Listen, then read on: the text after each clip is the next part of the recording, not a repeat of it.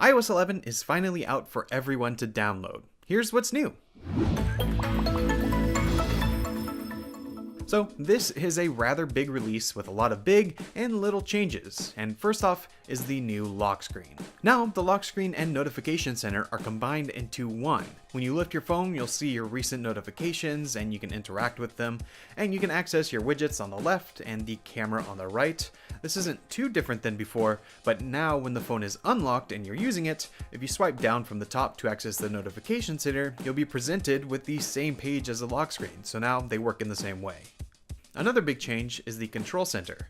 If you swipe up from the bottom, you will see many different options on one page, and these different panels can reveal even more options with a 3D touch or a long hold. Plus, for the first time, it is customizable, so in settings, under control center, there are many more options to choose from, and you can arrange in which order they appear. So overall, it can be much more personal than before, and you can choose the options that you actually use. Now, on the home screen, you'll notice updated app icons and other icon tweaks like signal bars instead of dots, and the animations for opening and closing apps has changed, a bunch of little tweaks. And some apps have been updated. The App Store has gotten a complete redesign with a new Today section that features new apps, app updates, app of the day, and more, all in this one section. And you also have a dedicated section for games and a separate section for all the other apps. In Messages, there is a new interface for the app drawer that is easier to use, and Apple Pay peer-to-peer will let you send money to friends and family. The Photos app has an updated memory section with better curation for categories like pets, and you can now edit live photos to choose the key image and add effects like creating a loop or long exposure. And in the Maps app, there are now indoor maps for some malls and airports to help make getting around easier, and there is lane guidance in navigation. Now, there are more smaller changes, but for the rest of the major changes, we have to look towards the iPad.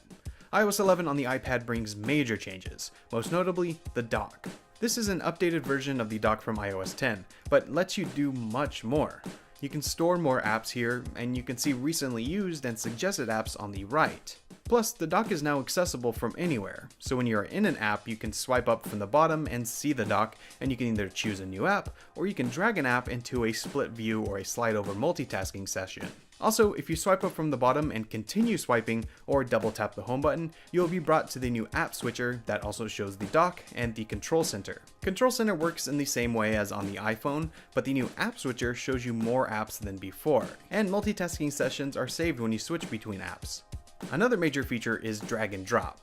Now you can drag photos, links, text, and files and drop them into different places like between apps. And you can drag multiple items at once by dragging and selecting different items. This drag and drop feature is especially useful when using the new Files app. This is also available on the iPhone, but think of it as an updated and more powerful iCloud Drive app. Here you can store files, you can access them from different apps.